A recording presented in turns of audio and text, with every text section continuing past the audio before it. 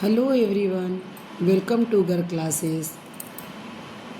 हम UGC net के first paper शिक्षण एवं शोध अभियोग्यता की केवीएस मैदान के द्वारा लिखी गई पुस्तक का प्रथम चैप्टर, जिसका नाम है शिक्षण अभिक्षमता, इसके अंतर्गत अधिगम विशेषताओं का अभी अध्ययन कर रहे हैं।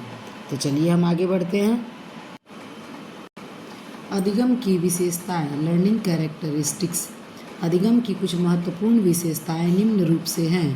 पहला, अधिगम एकात्मक है। Learning is unitary. इसका तात्पर्य है कि शिक्षार्थी एक संपूर्ण व्यक्ति के रूप में पूरी स्थिति पर एकीकृत साधन से प्रतिक्रिया करता है। इसका अर्थ यह है कि शिक्षार्थी एक ही समय में बौद्धिक, भावनात्मक, शारीरिक और आध्यात्मिक रूप से प्रतिक्रिया करता है। यह दृष्टिकोण शैक्षिक लक्ष्यों की प्राप्ति में सहायता करता है। दूसरा, अधिगम एक जटिल संपूर्ण है। Learning is a complex whole. यहाँ विभिन्न आयाम, ज्ञान, कौशल, अंतर्दृष्टि, मूल्य, दृष्टिकोण और व्यवहार है। इसकी चर्चा निम्न 3 मुख्य आयामों में की गई है। पहला, ज्ञान का विकास, डेवलपमेंट ऑफ नॉलेज। ब्रूनर और ऑसुबेल जैसे संज्ञानात्मक मनोवैज्ञानिकों के अनुसार प्रत्येक विषय में एक संरचना होती है जिसमें प्रमुख अवधारणाएं होती हैं। ज्ञान व्यवस्थित रूप से आयोजित किया जाता है, व्याख्यात्मक होता है, एक्सपोजिटरी विधियां होती है जैसे व्याख्यान या प्रदर्शन, परिमित, निश्चित रूप में बेहतर समझ में सहायता करती है। तार्किक संगठित सामग्री सरलता से प्रतिमान संगत पूर्ण सोच क्षमताओं जैसे विश्लेषण और संश्लेषण में सम्मिलित हो जाती है। प्रतिमान से पता चलता है कि हम शिक्षकों को शिक्षार्थियों को विश्लेषण, संश्लेषण, मूल्यांकन और सृजन जैसी संज्ञानात्मक क्षमताओं के उच्च स्तर तक ले जाने की आवश्यकता है। दूसरा, कौशल का विकास, डेवलपमेंट ऑफ स्किल्स। कौशल एक सीखी हुई गतिविधि है जिसे अभ्यास और प्रतिबिंब के माध्यम से विकसित किया जाता है। यह एक सीखी हुई गतिविधि को अच्छी तरह से और अपनी इच्छा से करने की क्षमता है। कौशल में कुछ करने की क्षमता, गतिविधि में दक्षता, योग्यता और विशेषज्ञता सम्मिलित है। कौशल का तात्पर्य कार चलाने या टेनिस रैकेट स्विंग करने जैसी गतिविधियों में आवश्यक साइकोमोटर व्यवहारों को सीखना है। कौशल के विकास में निम्नलिखित चरण सम्मिलित हैं।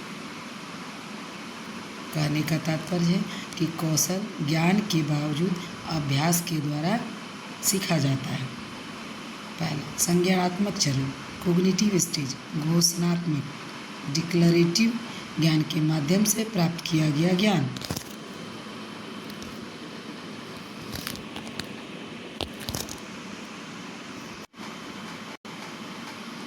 दूसरा, सहयोगी चरण, एसोसिएटिव स्टेज, व्यक्तिगत चरणों को बड़ी इकाइयों में जोड़ना। सी, स्वचालित चरण, ऑटोमेटेड स्टेज, जहां पूरी प्रक्रिया को बिना ज़्यादा ध्यान दिए पूरा किया जा सकता है। अंतिम चरण में मस्तिष्क प्रक्रिया परावर्तक, रिफ्लेक्टिव से प्रतिवर्त, रिफ्लेक्सिव में परिवर्तित हो जाती है। सी, अभिवृत्तियों का विकास, डेवलपमेंट ऑफ एटीट्यूड्स। अभिवृत्ति एक व्यक्ति द्वारा धारण की गई मानसिक स्थिति है जो उस व्यक्ति की घटनाओं पर प्रतिक्रिया करने के साधन को प्रभावित करती है और प्रतिक्रियाओं को व्यवस्थित करती है। अभिवृत्तियों में सामान्यतः 3 आवश्यक घटक या आयाम होते हैं। पहला, संज्ञानात्मक आयाम, कॉग्निटिव डायमेंशन, विश्वास और युक्तिकरण जो दृष्टिकोण को धारण करने की व्याख्या करता है। दूसरा, प्रभावशाली आयाम, अफेक्टिव डायमेंशन, दृष्टिकोण के भावनात्मक पहलू जैसे पसंद, नापसंद, अरुचि की भावना, यह प्रभावशाली आयाम है। तीसरा, रचनात्मक या व्यवहारिक आयाम, कॉग्निटिव और बिहेवियरल डायमेंशन, इसमें वह सीमा सम्मिलित है जिस पर कोई व्यक्ति उस दृष्टिकोण पर कार्य करने के लिए तैयार होता है जो वे धारण करते हैं। तीसरा हुआ, अधिगम नियोजित या अनियोजित हो सकता है। चौथा, अधिगम सक्रिय भी हो सकता है और निष्क्रिय भी हो सकता है। पांचवा, अधिगम सामान्य तौर पर व्यक्तिगत होता है लेकिन इसको समूहों में भी उत्पन्न किया जा सकता है। छठा, अधिगम को एक प्रक्रिया और परिणाम दोनों के रूप में जाना जाता है। अधिगम एक जीवन भर चलने वाली प्रक्रिया है। सातवां, अधिगम वृद्धिशील हो सकता है। यह पूर्व सीखने या परिवर्तन के लिए संचयी रूप से जोड़ सकता है। आठवां, किसी भी अनुभव, असफलता, सफलता और किसी भी अन्य चीज़ से सीखने को प्रेरित या ट्रिगर किया जा सकता है। अधिगम की विशेषता: अधिगम संगठित होता है, अधिगम व्यक्तिगत और सामाजिक, अधिगम स्वः सक्रिय, अधिगम एकाग्र होता है, रचनात्मक होता है, हस्तांतरणीय होता है, शिक्षार्थी के आचरण को प्रभावित करता है।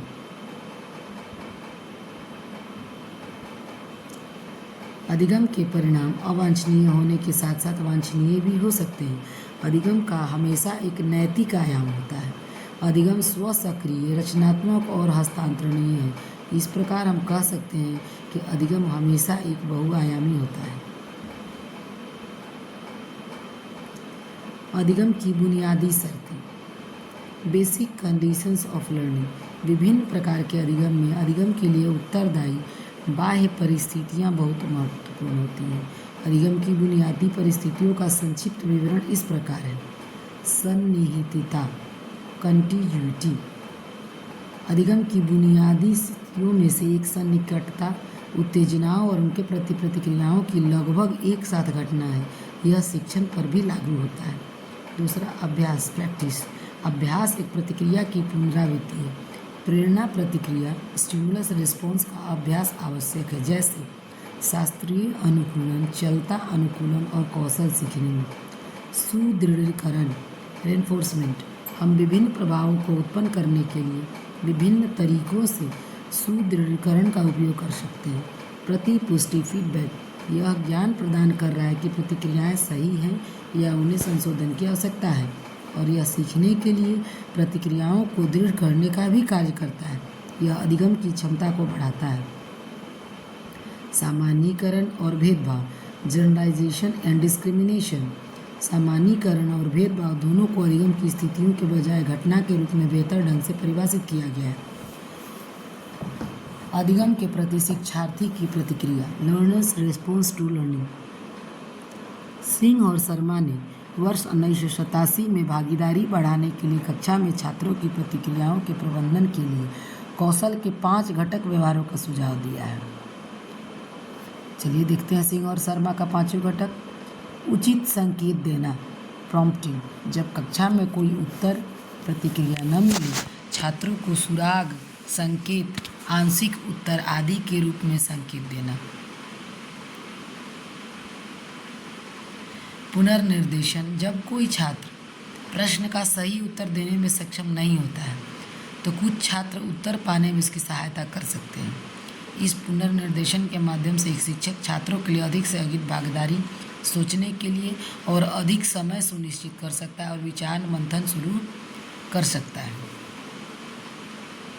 प्रेरणादायक वातावरण। इस तरह के प्रेरणादायक वातावरण को बनाने के लिए 2 कारक महत्वपूर्ण हैं: मूल्य और प्रयास। प्रेरित होने के लिए छात्रों को उस काम का महत्व देखना चाहिए जो वे कर रहे हैं और वह काम जो दूसरे करते हैं। एक शिक्षक को कक्षा में किए जाने वाले कार्य के मूल्य का प्रदर्शन करना चाहिए। यह उन्हें दैनिक जीवन में कार्य का मूल्य बताकर किया जा सकता है। प्रयास में वह समय, ऊर्जा और रचनात्मकता सम्मिलित होती है जिसका उपयोग छात्र कार्य को विकसित करने के लिए करता है। शिक्षक को वर्ष के आरंभ में ही अपनी अपेक्षाएं निर्धारित करनी चाहिए और अधिगम के लिए प्रेरक वातावरण बनाना चाहिए। व्यक्तिगत भिन्नताओं को समझना। कक्षा में सकारात्मक वातावरण बनाने के लिए एक शिक्षक के लिए यह आवश्यक है कि वह शिक्षार्थियों की व्यक्तिगत आवश्यकताओं के प्रति उत्तरदायी हो। एक प्रभावी शिक्षक को निर्देश की दर, मात्रा, प्रकृति या सामग्री को अलग अलग करके अपनी पसंदीदा अधिगम की शैलियों के संदर्भ में व्यक्तिगत मतभेदों के प्रति संवेदनशील होना चाहिए। अधिगम में व्यक्तिगत अंतर के आधार पर शिक्षार्थियों के प्रकार, types of learning on the basis of individual difference. विभिन्न आयु और चरणों में शिक्षार्थियों की कई सामान्य विशेषताएं होती हैं, लेकिन वे कई मायनों में काफ़ी भिन्न भी होती हैं। छात्रों की ज़रूरतों को पूरा करने के लिए शिक्षकों को समानताएं और अंतर दोनों को समझने की ज़रूरत है, क्योंकि कोई भी दो व्यक्ति एक जैसे नहीं होते हैं। शिक्षार्थियों में उनकी आयु के संबंध में भिन्नता है, जैसे सांस्कृतिक वातावरण, पिछले अनुभवों, शारीरिक, मानसिक और भावनात्मक मेकअप, लक्ष्य, ज़रूरतें आदि। इसमें कहने का तात्पर्य है कि एक कक्षा में जितने बच्चे होते हैं सभी एक दूसरे से भिन्न होते हैं, लेकिन जो भी शिक्षार्थी होंगे उनको उन सब के आधार पर यह निर्णय करना होगा कि कैसे सारे बच्चे अधिगम कर सकें। अधिगम की घटना के तत्व, एलिमेंट्स ऑफ लर्निंग इवेंट। अधिगम की घटना के मुख्य घटक इस प्रकार है। पहला, शिक्षार्थी को उत्तेजना की व्याख्या करनी चाहिए, अंतर करना चाहिए और उन्हें जोड़ना चाहिए और उन्हें कुछ अर्थ देना चाहिए। उत्तेजना, कोई भी उत्तेजना या उत्तेजनाओं का समूह जिसके प्रति छात्र संवेदनशील है, जिसकी अधिगम की स्थिति का हिस्सा बन सकता है। शिक्षार्थी की आंतरिक स्थितियाँ, ये धारणा, संज्ञानात्मक संरचना, आत्म अवधारणा, दृष्टिकोण, आवश्यकताएं, उद्देश्य, बुद्धि, पिछली शिक्षा आदि हैं। चौथा, प्रतिक्रिया, अधिगम की स्थिति पर कोई क्रिया या प्रतिक्रिया। अधिगम की प्रक्रिया में मुख्य कदम, main steps in learning process. पहला है रिसेप्शन। अधिगम की प्रक्रिया के स्टेप्स देखते हैं अभी हम। रिसेप्शन, उत्तेजना या उत्तेजना में कुछ अचानक बदलाव करके ध्यान आकर्षित करना। दूसरा, प्रत्याशा, एक्सपेक्टेंसी, शिक्षार्थियों को उद्देश्य के बारे में सूचित करना और वे सीखने के बाद क्या करने में सक्षम होंगे। तीसरा, कार्यशील स्मृति की पुनर्प्राप्ति, रिट्राइवल टू वर्किंग मेमोरी, पूर्व ज्ञान की याद को उत्तेजित करना। चयनात्मक, चौथा है सेलेक्टिव परसेप्शन, विशिष्ट विशेषताओं के साथ सामग्री प्रदर्शित करना। पांचवा है अर्थ संबंधी संकेतीकरण, सिमेंटिक एनकोडिंग, अधिगम मार्गदर्शन। छठा, उत्तर देना, रेस्पॉन्डिंग, शिक्षार्थी को प्रदर्शन करने के लिए कहना। सातवां है सुदृढ़ीकरण, रेनफोर्समेंट, शिक्षार्थी को प्रतिक्रिया प्रदान करना। आठवां है पुनर्प्राप्ति और सुदृढ़ीकरण, रिट्राइवल एंड रेनफोर्समेंट, शिक्षार्थी द्वारा अतिरिक्त प्रदर्शन और इसमें प्रतिक्रिया भी सम्मिलित है। नौवां है सामान्यीकरण, जनरलाइजेशन, विभिन्न समस्याओं का अधिक अभ्यास ताकि प्रतिधारण को बढ़ाया जा सके। इसके अलावा अलग अलग शिक्षार्थियों की अधिगम की शैली अलग अलग होती है और जैसे जैसे विविधता प्रतिदिन बढ़ती जा रही है, वे एक ही अधिगम की घटना को अलग अलग साधन से देख, व्याख्या और मूल्यांकन कर सकते हैं।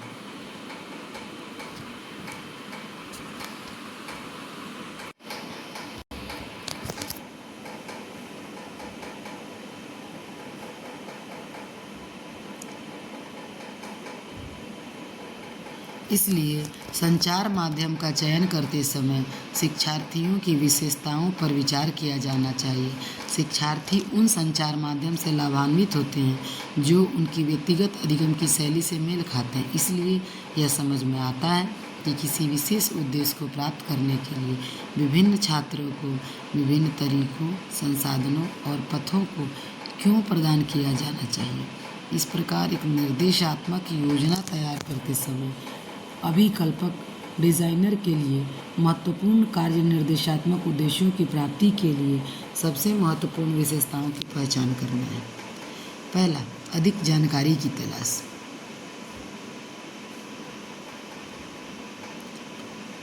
सीकिंग फर्दर इंफॉर्मेशन, किसी प्रश्न या उत्तर से संबंधित अतिरिक्त जानकारी यह सुनिश्चित करने के लिए पूछी जा सकती है कि छात्र ने अवधारणा को ठीक से समझा या नहीं समझा है। दूसरा, पुनः ध्यान केंद्रित करना, रीफोकसिंग, यदि छात्रों का उत्तर सही है तो उन्हें समान या नई परिस्थितियों में प्राप्त ज्ञान को जोड़ने के लिए कहा जा सकता है।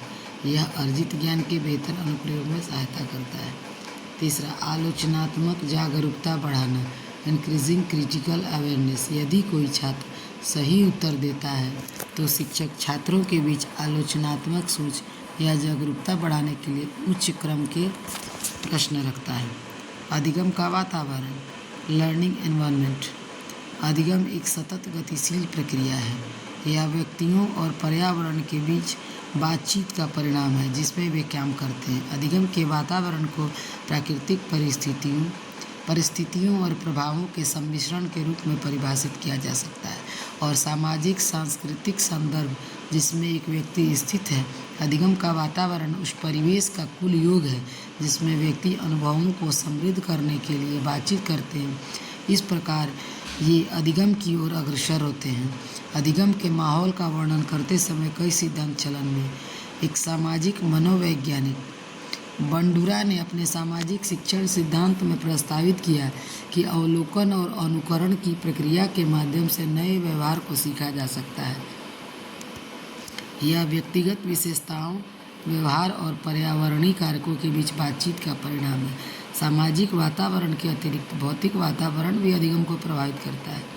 एक रचनावादी विचारक वाइगोत्स्की का मानना था कि सांस्कृतिक रूप से महत्वपूर्ण कार्यों जैसे भाषा पर महारत सामाजिक बातचीत के माध्यम से ही हो सकती है। अधिगम के माहौल में बदलाव से अधिगम के भिन्न भिन्न परिणाम सामने आते हैं। विभिन्न प्रकार के स्थान के आधार पर यूनेस्को ने वर्ष 1984 में निम्नलिखित प्रकार से अधिगम को वर्गीकृत किया। पहला औपचारिक, दूसरा अनौपचारिक एवं तीसरा गैर औपचारिक। इनका वर्णन हम पहले ही कर चुके हैं। पाठ्यचर्या के अनुभव सामान्य तौर पर लक्ष्य समूह की विशिष्ट आवश्यकताओं को ध्यान में रखते हुए तैयार किए जाते हैं। ये व्यापक, आधारित और सामान्य प्रकृति के बजाय अधिक व्यक्तिगत है।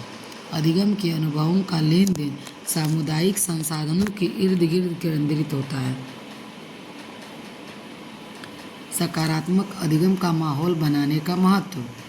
Importance of creating a positive learning environment. भौतिक पर्यावरण, फिजिकल इन्वायरमेंट। कक्षा हमारी शैक्षिक प्रणाली की बुनियादी संरचनात्मक इकाई है। शिक्षार्थी अपने संस्थानों के भौतिक वातावरण के साथ अनुसूचित या अनिर्धारित समय के दौरान सचेतन अवस्था में या अनजाने में लगातार वार्तालाप करते हैं। बुनियादी भौतिक चर जैसे कि वायु गुणवत्ता, तापमान, शोर आदि का अधिगम पर एक सुनिश्चित प्रभाव रहता है। एक स्कूल के लिए न्यूनतम आवश्यक मानक का अभाव शिक्षक के उत्पादन और कक्षा प्रबंधन को अत्यधिक प्रभावित करता है। विभिन्न कमरों की व्यवस्था, ब्लैक बोर्ड, अन्य कंप्यूटर उपकरण, फर्नीचर, पंखे आदि विभिन्न उद्देश्यों की पूर्ति करते हैं। मनोवैज्ञानिक वातावरण, साइकोलॉजिकल इन्वायरमेंट। यदि भवन, स्थान और सुविधाएं किसी स्कूल को भौतिक वातावरण प्रदान करती है तो उसके दर्शन और व्यवहार जो एक मनोवैज्ञानिक वातावरण प्रदान करते हैं। मनोवैज्ञानिक वातावरण अधिकतर उन उत्तेजनाओं को संदर्भित करता है जो स्कूल में शिक्षार्थी के मानस पर प्रभाव डालती है। उदाहरण के लिए, एक ऐसे विद्यालय की स्थिति की कल्पना करें जहां एक शिक्षार्थी को एक जोखिम भरी स्थिति में रखा जाता है। इस स्थिति के परिणाम स्वरूप शिक्षार्थी में चिंता का विकास होगा। चिंता अवांछित व्यवहारों को जन्म दे सकती है, जैसे परीक्षा से बचना, शिक्षकों पर दोषपूर्ण प्रश्नों के लिए दोष देना, कदाचार में लिप्त होना आदि। तीसरा है सामाजिक वातावरण, सोशल इन्वायरमेंट। सहकर्मी समूह के साथ निरंतर बातचीत के माध्यम से एक शिक्षार्थी सहयोग, आत्म बलिदान और वफादारी के सामाजिक गुणों को सीखता है और उनका अभ्यास करता है। बाहरी गतिविधियां छात्रों में साहस, साधन संपन्नता, आत्मनिर्भरता और पहल जैसे गुणों को विकसित करने के अवसर प्रदान करती है। अच्छे व्यक्तिगत संबंध शिक्षार्थियों के बीच स्थिरता, विश्वास, अपनेपन की भावना, आत्मसम्मान और आत्मस्वीकृति विकसित करते हैं और अधिगम के लिए एक सकारात्मक वातावरण बनाते हैं।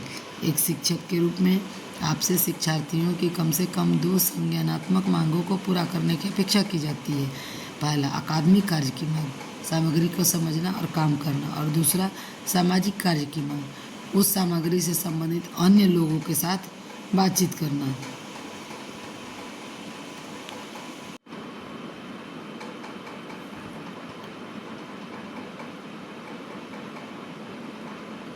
व्यक्तिगत भिन्नताओं के आधार पर शिक्षार्थी का वर्गीकरण।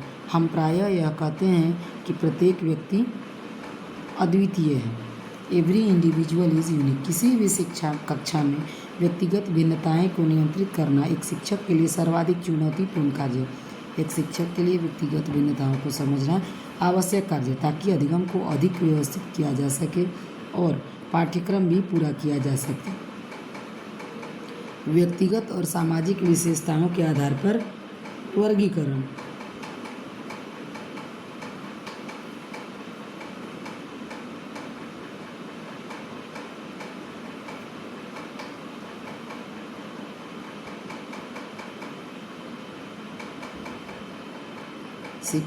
शिक्षार्थी निर्देशात्मक उद्देश्यों की योजना बनाने में सहायता करते हैं जो प्रशिक्षण या निर्देशात्मक निर्णयों के लिए प्रासंगिक हैं। सामाजिक कार्यों को मुख्य रूप से निम्नलिखित में सम्मिलित किया जा सकता है। पहला, अवस्था और परिपक्वता के स्तर। दूसरा, विषय के प्रति मनोदृष्टि एवं प्रेरणा। तीसरा, व्यावसायिक अपेक्षाएं या आकांक्षाएं। चौथा, विशेष प्रतिभा। पांचवा, यांत्रिक निपुणता, मैकेनिकल डेक्सटेरिटी। छठा, विभिन्न पर्यावरण परिस्थितियों में कार्य करने की क्षमता। तालिका 1.4 दिया गया है जिसमें वयस्क और युवा शिक्षार्थियों में अंतर किया गया है। वयस्क शिक्षार्थी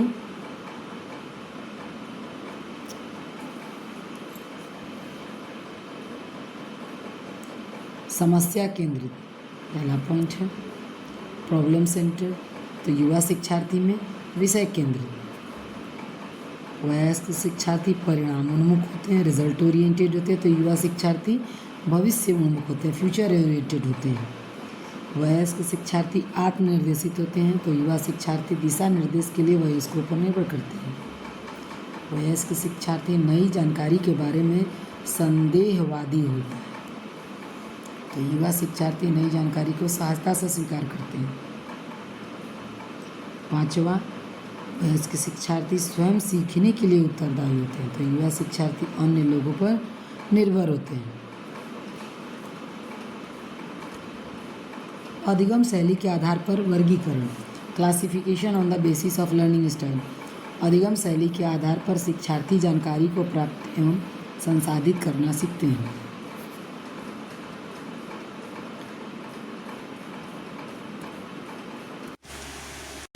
तालिका 1.5 नव शिक्षार्थियों के अनुरूप प्रभावी अधिगम शैली। नव शिक्षार्थियों के प्रकार और प्रभावी अधिगम शैली। पहला, दृश्य संबंधी, तो प्रभावी अधिगम शैली इसका होगा चित्र और प्रदर्शन। दूसरा, श्रवण संबंधी, तो इसका प्रभावी अधिगम शैली होगा शब्द और ध्वनि। तीसरा, सहज ज्ञान संबंधी, इसको अंतर्दृष्टि और आंतरिक अनुभूति के द्वारा प्रभावी अधिगम शैली निर्माण किया जाएगा। चौथा, आगमनात्मक, तथ्यों से अवधारणा विकसित किया जाएगा। पांचवा, निगमनात्मक, अवधारणा से तथ्य की ओर जाना। छठा, सक्रिय भौतिक गतिविधियाँ जो करके हम लोग सीखते हैं। सातवां, चिंतनशील, विचार विमर्श और आत्मनिरीक्षण, इसके द्वारा चिंतन का विकास होता है। आठवां, क्रमिक, संबंधित चरणों की श्रृंखला। नौवां, वैश्विक स्तर पर समग्र दृष्टिकोण होगा विकसित, तो वैश्विक स्तर पर विकास होगा। श्रवण के आधार पर वर्गीकरण। Classification on the basis of listening. श्रवण एक महत्वपूर्ण कौशल है और श्रवण शैली 4 प्रकार की होती है। पहला, सक्रिय श्रवण, एक्टिव लिसनिंग, यह श्रवण उद्देश्यपूर्ण होता है। दूसरा, समानुभूति श्रवण, इम्पैथेटिक लिसनिंग, यह सक्रिय श्रवण का ही एक रूप है जिसमें दूसरे व्यक्ति को समझने का प्रयत्न किया जाता है।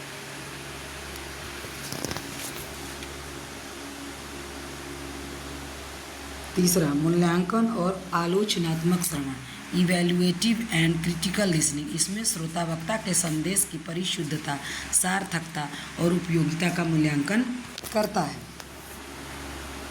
चौथा, सराहनात्मक श्रवण, एप्रिसिएटिव लिसनिंग, इसमें मनोरंजन, मानसिक रूप से आराम देने वाली, भावात्मक रूप से उद्दीप्त करने वाली जानकारी को सम्मिलित किया जाता है। विचार शैली के आधार पर वर्गीकरण। Classification on the basis of thinking style, शिक्षार्थियों की अलग अलग सोच शैली होती है जिनका निम्नलिखित प्रकार से उल्लेख किया जाता है। चिंतनशील विचारक, रिफ्लेक्टिव थिंकर्स। पहला, यह सदैव विषय वस्तु के संबंध में नई जानकारी लेना चाहते हैं। जो भी चिंतनशील विचारक होते हैं वह विषय वस्तु के संबंध में पूरी जानकारी और नई जानकारियाँ लेना पसंद करते हैं। दूसरा, यह नई जानकारी को अतीत के अनुभव से संबंधित करने की चेष्टा करते हैं। पुरानी जानकारी और नई जानकारी के बीच में कितना फ़र्क है वो ये जानना चाहते हैं। तीसरा, सदैव तर्क जानने का प्रयास करते हैं। चौथा, इनमें सीखने के दौरान भावुकता का अंश रहता है। रचनात्मक विचारक, क्रिएटिव थिंकर्स। पहला, नई जानकारी के साथ क्रीड़ा भाव, to play with new information. दूसरा, तर्क जानने का प्रयास। तीसरा, समस्याओं के स्वयं द्वारा विकसित समाधान की चेष्टा। चौथा, ये अल्प मार्गीय समाधान, शॉर्टकट सॉल्यूशंस में भी विश्वास रखते हैं। व्यवहारिक विचारक, प्रैक्टिकल थिंकर्स, सदैव तथ्यात्मक जानकारी की तलाश करना। दूसरा, अपना कार्य करने के लिए सबसे सरल और कारगर उपाय का शोध करना। तीसरा, वे तब तक संतुष्ट नहीं होते जब तक अपने नए कौशल का अपने कार्य में उपयोग नहीं कर पाते। वैचारिक विचारक, कंसेप्चुअल थिंकर्स। पहला, उनके मन में पहले से ही एक विचार बना होता है। ये नई जानकारी को सहज ही स्वीकार नहीं करते, वे सदैव मन में एक बड़ी तस्वीर लेकर चलते हैं। दूसरा, इस प्रकार के विचारक ये जानना चाहते हैं कि जीवन में प्रक्रियाएं कैसे चलती हैं, न कि केवल इतना कि अंतिम परिणाम क्या रहता है। तीसरा, कल्पित वस्तु, जो वर्तमान में उस प्रक्रिया का भाग नहीं को भी इससे संबंधित करके सोचते हैं। पहला, क्षेत्र स्वतंत्र बनाम क्षेत्र निर्भर, field independent versus field dependent. यहाँ फील्ड का मतलब संदर्भ या परिवेश है। कुछ लोग कम या अधिक रूप में कौशल या अधिगम के दौरान संदर्भ से प्रभावित होते हैं। क्षेत्र स्वतंत्र शिक्षार्थी सहायता के लिए शिक्षक या अन्य शिक्षार्थियों पर कम भरोसा करते हैं। क्षेत्र स्वतंत्र शिक्षार्थी विश्लेषणात्मक रूप से अनुभव करते हैं। वे आसपास के क्षेत्र की वस्तुओं को भिन्न रूप में देखना चाहते हैं। वे स्वसंरचित स्थिति में काम करना पसंद करते हैं और स्वपरिभाषित लक्ष्य रखते हैं। वे ऐसा कक्षा की गतिविधियों में भी संभव बना लेते हैं। दूसरी ओर क्षेत्र निर्भर शिक्षार्थी अक्सर समूह में अच्छा काम करते हैं क्योंकि वे पारस्परिक संबंधों में बेहतर होते हैं। वे विश्व स्तर पर समझते हैं। वे वर्तमान संरचना या संदर्भ में काम करना पसंद करते हैं। उन्हें बाहरी रूप से परिभाषित लक्ष्यों और सुदृढ़ीकरण की आवश्यकता होती है और वे अपने परिवेश के बारे में अधिक जागरूक होते हैं। कक्षा में पाठ के विभिन्न भागों को जोड़ने वाली गतिविधियाँ क्षेत्र निर्भर शिक्षार्थियों के लिए उपयोगी होती है। उदाहरण के लिए, शिक्षार्थी किसी विषय के बारे में जो कुछ जानना चाहते हैं उन पर चर्चा कर सकते हैं। उन पर श्रवण या दृश्य से अधिक जानकारी प्राप्त कर सकते हैं। दूसरा, परावर्तन और आवेगशीलता, रिफ्लेक्टिविटी एंड इम्पल्सिविटी। जब कोई प्रश्न पूछा जाता है तो कुछ छात्र उत्तर देने में अधिक समय लेते हैं जबकि अन्य त्वरित प्रतिक्रिया देते हैं। जिस गति से उत्तरदाता कार्य के प्रति प्रतिक्रिया करते हैं और जितनी त्रुटियां वे करते हैं उसे वैचारिक गति कहा जाता है। वे छात्र जो शीघ्रता से प्रतिक्रिया करते हैं और काफ़ी संख्या में गति करते हैं उन्हें एक तीव्र अवधारणात्मक गतिशील कहा जाता है। उनके बारे में कहा जाता है कि वे अधिगम की आवेगी शैली रखते हैं। जो शिक्षार्थी प्रतिक्रिया करने में धीमे होते हैं और कम गलतियां करते हैं उन्हें चिंतनशील कहा जाता है। समस्या समाधान की स्थितियों में आवेगी शिक्षार्थी कम आधार सामग्री एकत्रित करता है। वे कम व्यवस्थित होते हैं और वैकल्पिक समाधान की तलाश नहीं करते हैं। चिंतनशील शिक्षार्थी प्रतिक्रिया देने से पहले जानकारी एकत्र करने और आधार सामग्री का विश्लेषण करने में अधिक समय व्यतीत करता है। उपरोक्त के अलावा कक्षा शैली सीखने वाले निम्न प्रकार के हो सकते हैं। पहला, सहज ज्ञान युक्त इंट्यूटिव, अंतर्दृष्टि और कल्पना इंसाइट्स एंड हंचेस। दूसरा, आगमनात्मक इंडक्टिव, तथ्यों से सामान्यीकरण तक, निगमनात्मक डिडक्टिव, सिद्धांत से व्यक्तिगत तथ्यों तक। चौथा, प्रतिबिंबित रिफ्लेक्टिवली, आत्मनिरीक्षण। रचनावादी दृष्टिकोण, कंस्ट्रक्टिविस्ट अप्रोच। रचनावादी दृष्टिकोण के अनुसार शिक्षण अधिगम प्रक्रिया के 5 अंतर संबंधित अवयव हैं जिसको 5E दृष्टिकोण भी कहते हैं, जो कि निम्नलिखित हैं। पहला है संलग्न, इंगेज। इसमें शिक्षक का मुख्य कार्य शिक्षार्थियों को सीखने के लिए प्रेरित करना है। दूसरा है अन्वेषण, एक्सप्लोर। इसके अंतर्गत सीखने के लिए सभी इंद्रियों का उपयोग, सामूहिक भावना एवं कुछ सामान्य अभिज्ञता, कॉमन एक्सपीरियंस विकसित होना आदि आते हैं। तीसरा है व्याख्या। इसके अंतर्गत मुख्य रूप से शिक्षक शिक्षार्थी में पारस्परिक विचार विमर्श, व्याख्या आदि आते हैं। चौथा है विस्तार, इलेबोरेट। प्राप्त ज्ञान को कहीं और भी लागू किया जा सकता है। पांचवा है मूल्यांकन, इवेल्युएट। प्राप्त ज्ञान का उद्देश्यों के अनुसार मूल्यांकन। शिक्षण को प्रभावित करने वाले कारक, फैक्टर्स अफेक्टिंग टीचिंग। शिक्षण की आधारभूत आवश्यकताओं के अंतर्गत शिक्षण के सूत्र और उसे प्रभावित करने वाले कारक महत्वपूर्ण है। इसके अलावा इसमें तकनीकी प्रगति से शिक्षण विधियाँ एवं शिक्षण सामग्री भी उल्लेखनीय है। इन सब के सम्मेलन से ही शिक्षण प्रभावी बनता है। शिक्षण एक कला और कौशल है। इसका अधिग्रहण कई कारकों पर निर्भर करता है, जिनका नीचे संक्षिप्त रूप में वर्णन किया गया है। पहला, शिक्षक की शैक्षणिक योग्यता, एजुकेशनल क्वालिफिकेशंस ऑफ टीचर। सामान्यतः यह माना जाता है कि अत्यधिक योग्य शिक्षकों को उच्च कक्षाओं को पढ़ाना चाहिए और कम योग्य शिक्षकों को निम्नतर स्तर की कक्षाओं को पढ़ाना चाहिए। इसके लिए सरकार ने अलग अलग कक्षाओं के लिए योग्यता का निर्धारण किया हुआ है, जेबीटी, बीएड, सीटेट, नेट इत्यादि। दूसरा, शिक्षण कौशल, टीचिंग स्किल्स। प्रभावी शिक्षण के लिए समुचित कौशल संग्रह का होना आवश्यक है। कुछ शिक्षण कौशल जन्म से ही विद्यमान होते हैं, लेकिन कुछ कौशलों के लिए भावी शिक्षक को सचेत प्रयास करने पड़ते हैं। तीसरा, शिक्षक का अनुभव, एक्सपीरियंस ऑफ टीचर। शिक्षक स्वयं हर समय एक शिक्षार्थी होता है। एक अच्छा शिक्षक सदैव अपने ज्ञान को छात्रों के साथ साझा करता है और अपने अनुभव से छात्रों के सवालों एवं कक्षा प्रबंधन को श्रेष्ठतर ढंग से नियंत्रित करता है। चौथा, कक्षा का वातावरण। एक शिक्षक को ही शिक्षण अधिगम प्रक्रिया को श्रेष्ठतर बनाने के लिए कक्षा का वातावरण सुगम बनाने की पहल करनी पड़ती है।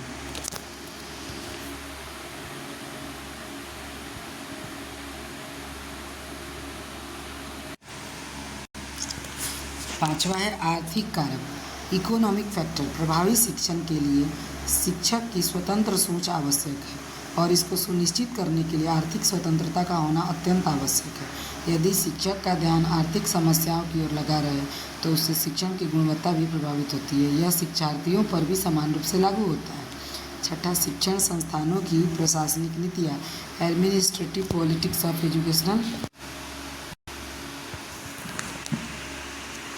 Educational institutes. जैसा कि हम जानते हैं कि शिक्षक कक्षा को अपने ढंग से संचालित करना चाहते हैं, इसलिए वे अपने सोच में स्वतंत्रता चाहते हैं। दूसरी तरफ शिक्षण संस्थान प्रशासन के अधिकारी, चाहे वे विद्यालय, महाविद्यालय या विश्वविद्यालय के हों, शिक्षण पद्धतियों में मानकीकरण, स्टैंडर्डाइजेशन सुनिश्चित करने के लिए प्रयासरत होते हैं। इसलिए शिक्षक और प्रशासन दोनों में अच्छा समन्वय होना चाहिए ताकि शिक्षण उद्देश्यों को सुचारू रूप से प्राप्त किया जा सके। सातवां, विषय वस्तु, सब्जेक्ट मैटर। जब कोई शिक्षक ऐसे विषय को पढ़ाता है जिसमें उसने विशेषज्ञता प्राप्त नहीं की है तो वह अपने शिक्षण से छात्रों को उतना प्रभावित नहीं कर सकता, लेकिन वही शिक्षक यदि अपने विशेषज्ञता प्राप्त विषय को पढ़ाता है तो वह उसे विद्यार्थियों को और अच्छी ढंग से समझ सकता है। आठवां, समाज एवं माता पिता की अपेक्षाएं, expectations of society and parents. माता पिता की अपेक्षाएं चर हस्तक्षेप के रूप में कार्य करती है। वे शिक्षार्थी पर दबाव डाल सकते हैं जिससे शिक्षण भी प्रभावित हो सकता है। शिक्षण विधियाँ, टीचिंग मेथड्स। इग्नासियो एस्ट्राडा के अनुसार यदि शिक्षार्थी शिक्षक द्वारा पढ़ाए जाने वाले ढंग विधि से नहीं समझ पाता तो शिक्षक की चाहिए कि वह शिक्षण के लिए वही विधि अपनाए जिससे विद्यार्थी समझ पाए। शिक्षण की महत्वपूर्ण विधियों को तालिका 1.6 में दर्शाया गया है। तालिका 1.6 का हम अभी अध्ययन करते हैं। शिक्षण की महत्वपूर्ण विधियाँ, पहला अध्यापक केंद्रित पद्धति और दूसरा मिश्रित पद्धति, teacher centred and mix method. बड़े समूह की शिक्षण विधियाँ, लार्ज ग्रुप मेथड्स। लघु समूह की शिक्षण विधियाँ, स्मॉल ग्रुप मेथड्स। लार्ज समूह की विद्या में व्याख्यान है। अगर ज़्यादा बच्चे हों तो उनको व्याख्यान के द्वारा, लेक्चर के द्वारा पढ़ाया जा सकता है। लघु समूह के लिए समूह परिचर्चा किया जा सकता है। अगर कम बच्चे हों तो उनको ग्रुप में पढ़ाया जा सकता है। दूसरा, व्याख्यान एवं प्रयोग प्रदर्शन विधि। लेक्चर के साथ साथ हम डेमोन्स्ट्रेशन या किसी भी चीज़ को प्रयोग करके दिखाएं, प्रदर्शन करके दिखाएं, तो बच्चों को हम अच्छे से समझा सकते हैं। लघु समूह अगर हो तो उसको संगोष्ठी के माध्यम से सेमिनार करके हम उनको पढ़ा सकते हैं। समूह शिक्षण, टीम टीचिंग। अगर बड़े समूह हो तो उनको टीम टीचिंग हम कर सकते हैं, अलग अलग टीम का गठन करके टीम टीचिंग कर सकते हैं। और लघु समूह हो तो पैनल चर्चा के द्वारा किसी विषय पर डिस्कशन करके पढ़ाया जा सकता है। टेलीविज़न या वीडियो प्रस्तुति। टेलीविज़न या वीडियो के द्वारा समझ ज़्यादा विकसित होती है, जल्दी याद होता है, इसलिए टेलीविज़न या वीडियो के द्वारा भी पढ़ाया जा सकता है। स्मॉल ग्रुप्स को मस्तिष्क झंझावाती ब्रेन स्टॉर्मिंग करके पढ़ाया जा सकता है। 5वां, समीक्षा नीति, रिव्यू स्ट्रेटजी। और स्मॉल ग्रुप का परियोजना विधि, प्रोजेक्ट के द्वारा बताया जा सकता है। 6ठा, प्रश्नोत्तर शिक्षण विधि, क्वेश्चन एंड आंसर मेथड। और स्मॉल ग्रुप के लिए अनुशिक्षण विधि है। स्मॉल ग्रुप्स के लिए कुछ और विधियों का चर्चा है। प्रकरण अध्ययन, केस स्टडी। 8वां, पात्राभिनय। 9वां, प्रदर्शन। अध्यापक केंद्रित पद्धति, टीचर सेंटर्ड मेथड्स। व्याख्यान विधि, लेक्चर मेथड। व्याख्यान पद्धति सबसे पारंपरिक और प्रभावशाली शिक्षण पद्धति है और कई शिक्षकों द्वारा इसे अनुरूप माना जाता है। इस पद्धति में एक शिक्षक शिक्षार्थियों को समझने में मदद करने के लिए तथ्यों, सिद्धांतों या संबंधों को समझाने का प्रयास करता है। यहाँ शिक्षक एक सक्रिय भागीदार है। छात्रों को निष्क्रिय श्रोता, पैसिव लिसनर्स माना जाता है। सामान्य तौर पर शिक्षक के व्याख्यान के दौरान छात्र शिक्षक के साथ बातचीत नहीं करते हैं। इस तरह यह एक तरफा संचार है। यह प्रकृति में निरंतर है। याद रखने और बाद में उन पर विचार करने के लिए छात्र तथ्यों और विचारों को सुनते, लिखते और नोट करते हैं। यदि शिक्षक छात्रों को एक बिंदु को स्पष्ट करने के लिए कुछ प्रश्न पूछने की अनुमति देता है तो शिक्षण को दो तरफा संचार बनाया जा सकता है। मूलभूत लक्षण, बेसिक फीचर्स। पहला, यह प्रकृति में औपचारिक और कथात्मक नैरेटिव है। दूसरा, यह घटनाओं या तथ्यों की एक श्रृंखला प्रस्तुत करता है। तीसरा, यह एक समस्या की पड़ताल करता है। इसका लाभ,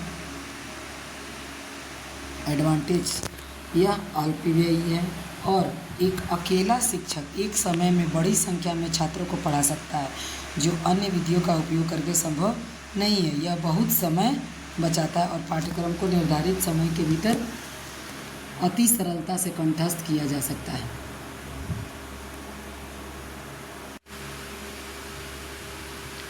दूसरा, यह शिक्षक के कार्य को सरल बनाता है। तीसरा, यह तथ्यात्मक जानकारी प्रदान करने और इसके महत्वपूर्ण बिंदुओं पर ध्यान आकर्षित करने के लिए उपयोगी है। चौथा, सामान्य तौर पर व्याख्यान के दौरान रुकावटों और विकर्षणों से बचा जाता है। सीमाएं, अध्यापक केंद्रित पद्धति के सीमाएं के बारे में यहाँ बताया गया है। यह छात्र गतिविधि के लिए बहुत कम अवसर प्रदान करता है क्योंकि शिक्षक कक्षा को रोचक बनाने के लिए विशेष ध्यान रखता है। दूसरा, यह सामान्य तौर पर शिक्षार्थियों को समस्याओं को हल करने के अवसर प्रदान नहीं करता है। तीसरा, यह सीखने की प्रगति की जांच के लिए सीमित अवसर प्रदान करता है, चाहे छात्र भाग ले रहे हों और शिक्षक जो कुछ भी समझा रहे हैं। चौथा, जिस वाक्यांश या भाव में एक ही बात को अलग अलग शब्दों में दो बार या अधिक कहा जाता है उसे टोटोलॉजी कहते हैं। पांचवा, छात्रों की रुचियों, योग्यताओं और बुद्धि का ध्यान नहीं रखा जाता है। यह सीखने की व्यक्तिगत गति की अनुमति नहीं देता है।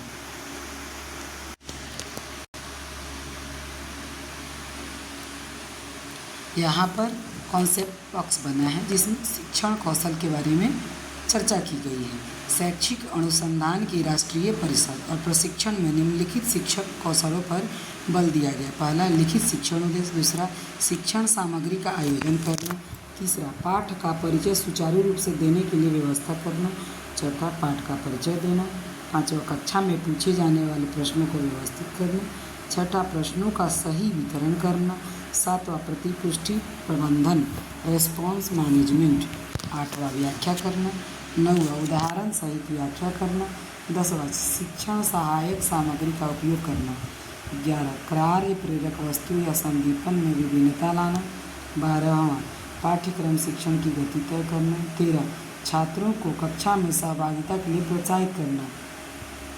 14 श्याम पट या श्वेत पट का उपयोग करना। 15 पाठ का समापन करना। 16 सुपुर्द नियत कार्य असाइनमेंट। 17 छात्रों की प्रगति का मूल्यांकन करना। 18 छात्रों को सीखने में आने वाली समस्याओं का निदान करना, डायग्नोज करना और उपचारात्मक उपाय करना, रिमेडियल मेजर्स करना। 19 कक्षा का प्रबंधन करना। ये सब शिक्षण कौशल है। एक और कॉन्सेप्ट बॉक्स दिया हुआ है जिसके तहत शिक्षण नीति और शिक्षण विधि में संबंध। नेट परीक्षा में शिक्षण विधि का विशेष उल्लेख है। शिक्षण विधि का चयन शिक्षण नीति के आधार पर किया जा सकता है, जो कि उद्देश्यों के आधार पर किया जाता है। इनका मुख्य कार्य सीखने के लिए उपयुक्त परिस्थितियां उत्पन्न करना। इसमें मुख्यतः सूक्ष्म उपागम माइक्रो टीचिंग का अनुसरण किया गया। इनके अलावा यहाँ शिक्षण युक्तियों का वर्णन भी आवश्यक है। स्टोन्स एवं मोरिस के अनुसार शिक्षण युक्तियाँ उद्देश्यों से संबंधित होती हैं और शिक्षक के व्यवहार को प्रभावित करती है। शिक्षक किसी परिस्थिति विशेष में कैसा व्यवहार करता है, कैसे वह कक्षा में छात्रों के साथ विभिन्न भूमिकाओं में कार्य को पूरा करता है और कैसे छात्र शिक्षक तथा पाठ्य वस्तु में अंतर प्रक्रिया होती है, आदि बातें इसमें आती हैं। एक या कई युक्तियाँ सम्मिलित रूप से शिक्षण नीति को प्रभावशाली बनाती है। रविंद्रनाथ टैगोर के अनुसार प्रभावी अध्यापन के लिए शिक्षक का स्वयं सदा अध्यापनशील रहना आवश्यक है। दूसरी ओर शिक्षण विधियों में पाठ्य वस्तु की प्रकृति पर ध्यान दिया जाता है। इसमें पाठ्य वस्तु तथा उसका प्रस्तुतिकरण प्रेजेंटेशन महत्वपूर्ण माना जाता है। इसमें शिक्षण के कलात्मक पक्ष पर ज़्यादा बल दिया जाता है। शिक्षण विधियों में मुख्यतः स्थूल उपागम माइक्रो टीचिंग का अनुसरण किया जाता है। अब पुनः हम व्याख्यान पद्धति को अधिक प्रभावी बनाने के सुझाव के बारे में देखते हैं।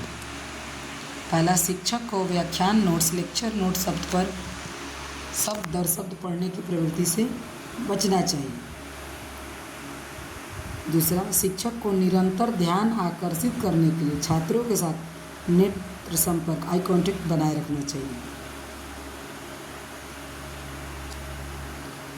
परिचयात्मक टिप्पणियों इंट्रोडक्टरी रिमार्क्स, मुख्य शीर्षकों, उपशीर्षकों, आंकड़ों और महत्वपूर्ण डेटा और समापन टिप्पणियों के साथ अच्छी पाठ योजना आदि महत्वपूर्ण अंग है।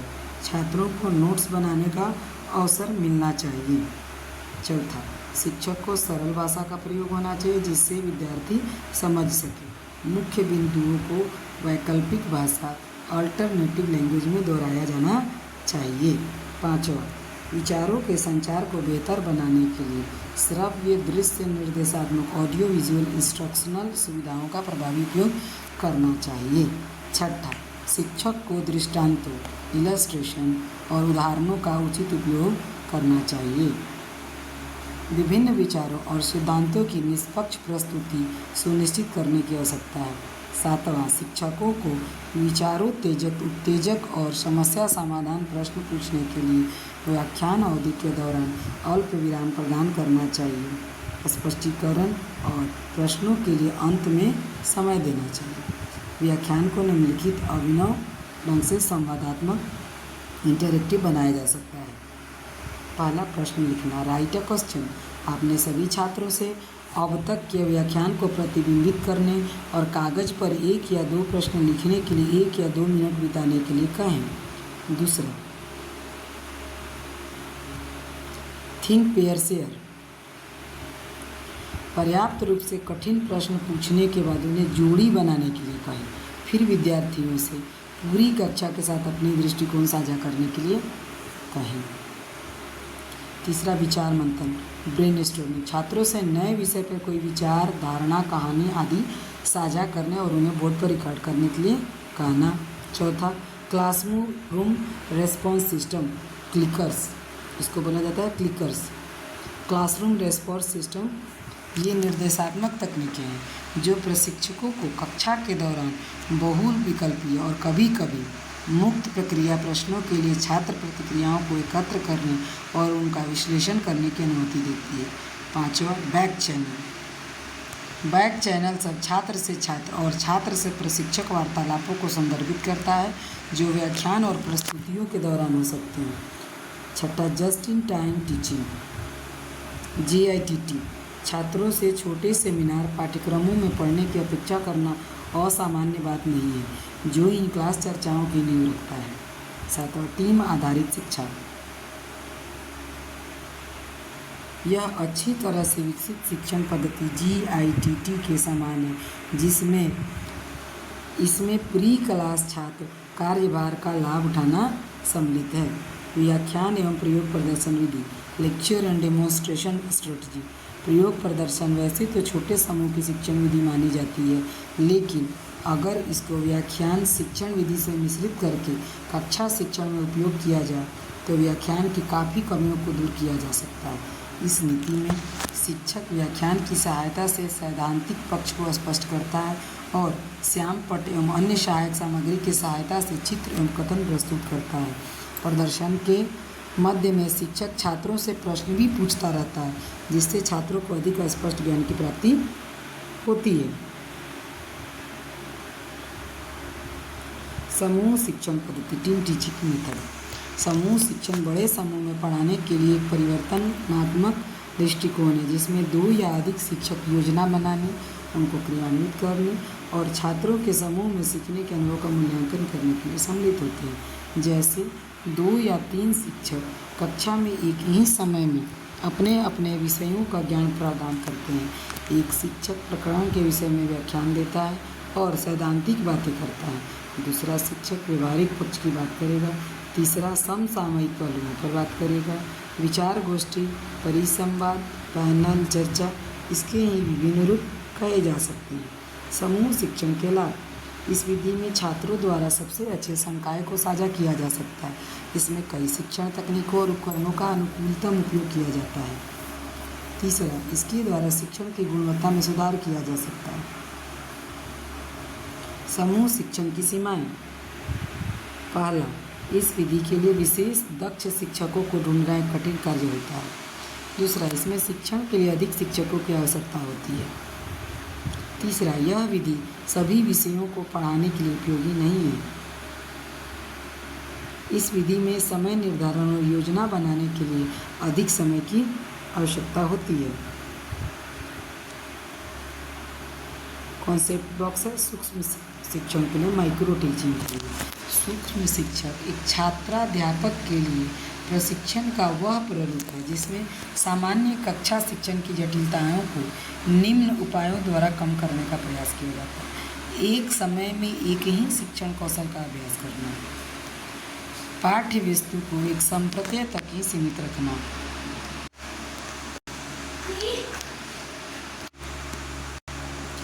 कक्षा में विद्यार्थियों की संख्या को घटाकर 5 और 10 के बीच रखना, पाठ के कालांश को 5 और 10 मिनट के बीच सीमित करना।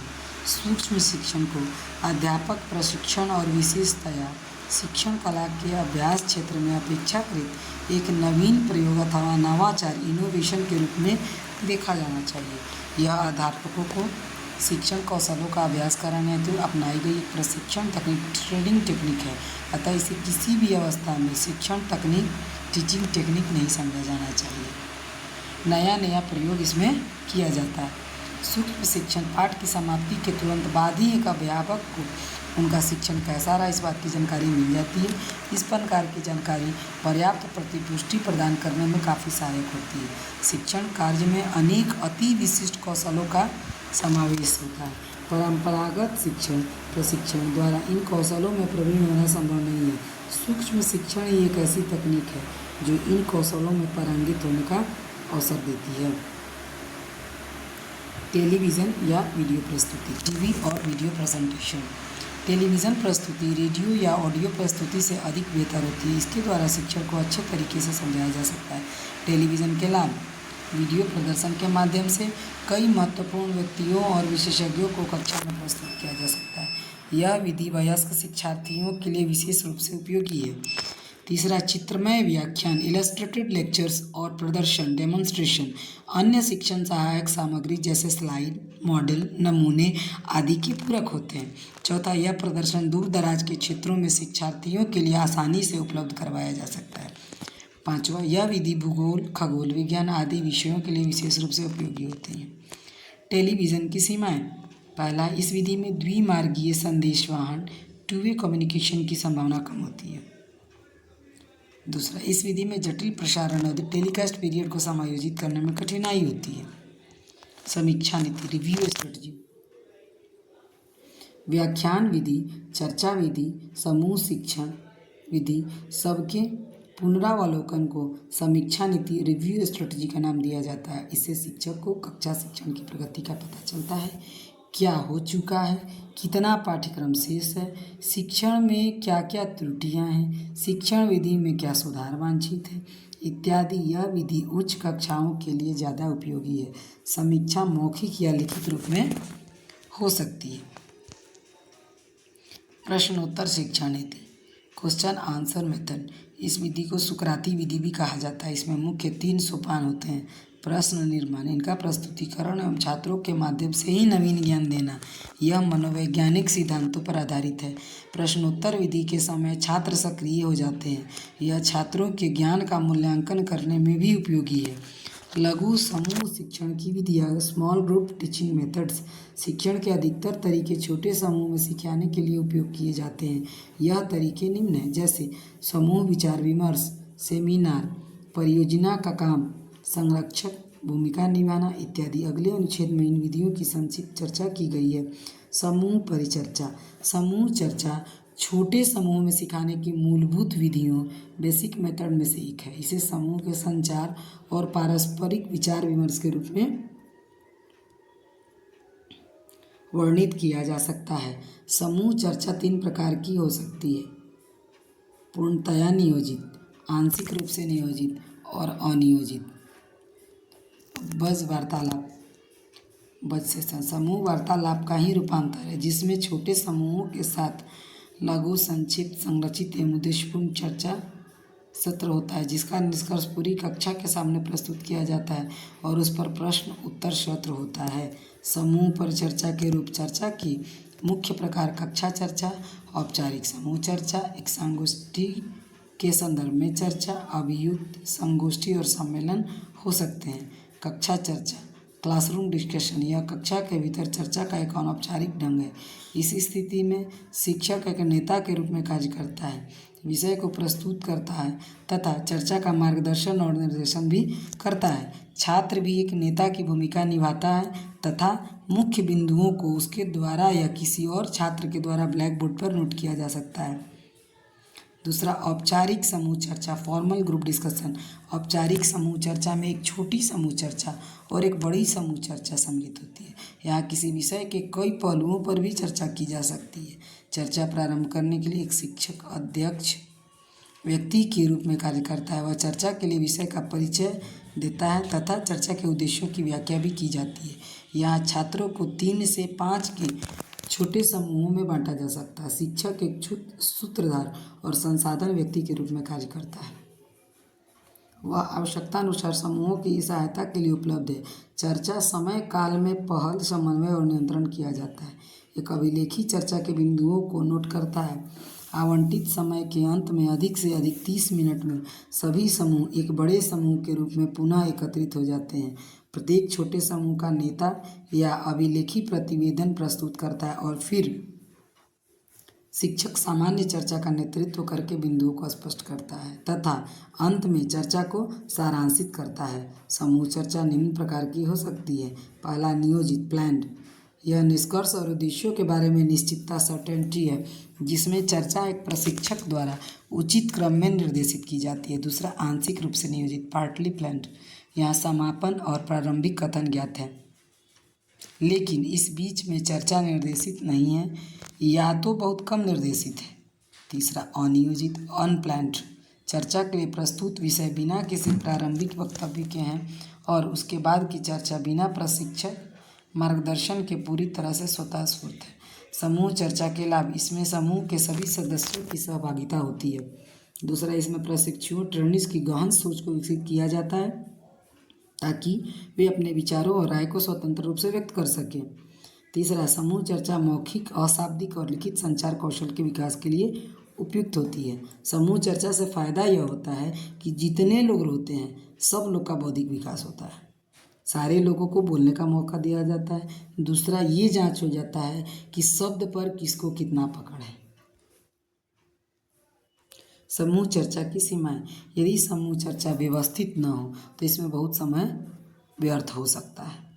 इस विधि में कुछ प्रतिभागियों द्वारा अपने बेहतर संचार कौशल के आधार पर प्रभुत्व डोमिनेंस की संभावना रहती है। इस विधि में प्रशिक्षुओं का आकलन करना कठिन होता है। अगर समूह चर्चा के लिए पहले से अगर योजना निर्धारित नहीं हो, पहले से ग्रुप्स को डिसाइड नहीं किया हो, टॉपिक नहीं दिया गया हो, उसमें सहिष्णुता बनाने के लिए नहीं कहा जाए तो हो सकता है कि समूह चर्चा मुश्किल हो जाए या हल्ला हो जाए।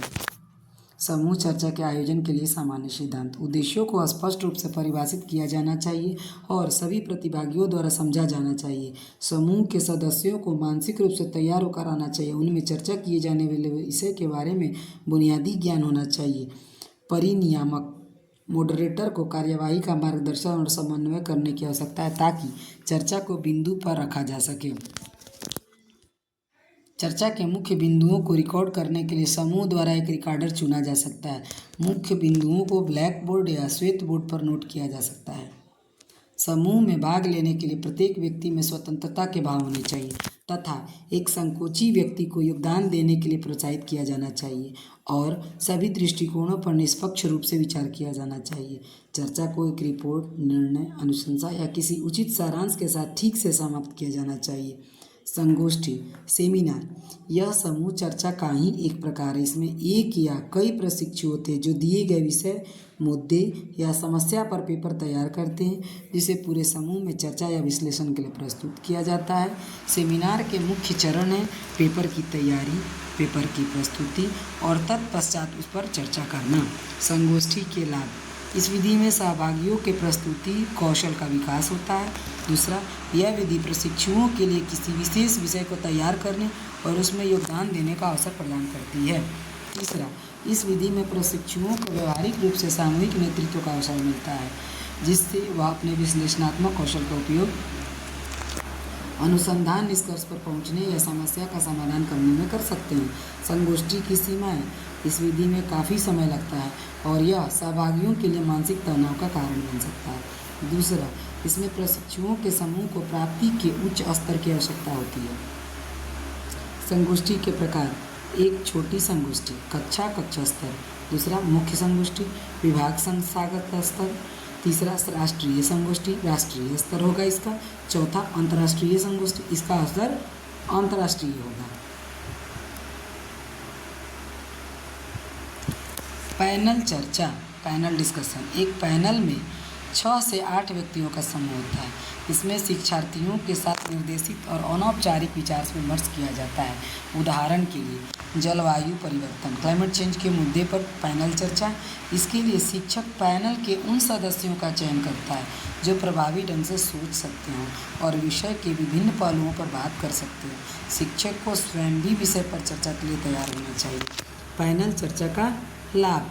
पैनल चर्चा यदि अच्छी तरह से आयोजित की गई तो यह एकल वक्ता, सिंगल स्पीकर फोरम मंच से शिक्षार्थियों के लिए अधिक रुचिकर होती है। दूसरा, यह विधि सामान्यतया सामाजिक रूप से प्रासंगिक रेलेवेंट मुद्दों के लिए उपयोग की जाती है। पैनल चर्चा की सीमाएं। पहला, इस विधि में विशेषज्ञों को एकल मंच, सिंगल फोरम पर लाना कठिन होता है। दूसरा, प्रायः यह देखने में आता है कि इस विधि में शिक्षार्थी सक्रिय रूप से भाग नहीं लेते हैं। परियोजना विधि, प्रोजेक्ट मेथड। जॉन डेवी के शिष्य किलपैट्रिक इस विधि के मुख्य प्रस्तावक हैं। परियोजना वह क्रिया है जिसमें पूर्ण सहभागिता के साथ सामाजिक वातावरण में लक्ष्य प्राप्त किया जाता है। इस प्रविधि में छात्रों के समक्ष एक समस्या प्रस्तुत की जाती है। छात्र उसका हल निकालने में एक निश्चित अवधि तक के लिए प्रयासरत रहते हैं। शिक्षक उनके मार्गदर्शक बन सकते हैं। इसकी एक निश्चित प्रारूप में रिपोर्ट भी बनती है। परियोजना विधि के लाभ। परियोजना विधि के माध्यम से छात्र में गहन सोच की प्रवृत्ति का विकास होता है। इस विधि के माध्यम से छात्र समूह में कार्य टीम वर्क करने के लिए प्रेरित होते हैं। परियोजना विधि की सीमाएं।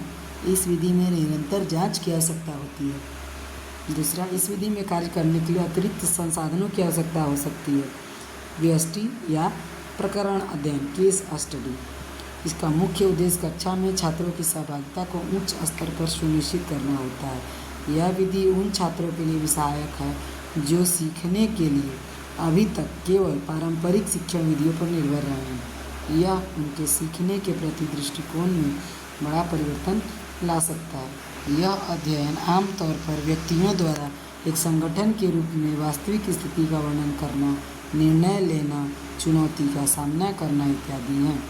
इस विधि का प्रयोग मुख्यतः मनोविज्ञान प्रबंधन, जीव विज्ञान, विधिक अध्ययन, लीगल स्टडीज, समाजशास्त्र, इतिहास आदि विषयों में किया जाता है। व्यष्टि अध्ययन के लाभ। यह विधि भाग लेने वाले को विश्लेषण, गंभीर जांच, मूल्यांकन और तर्क वितर्क को व्यक्त करने का अवसर प्रदान करता है।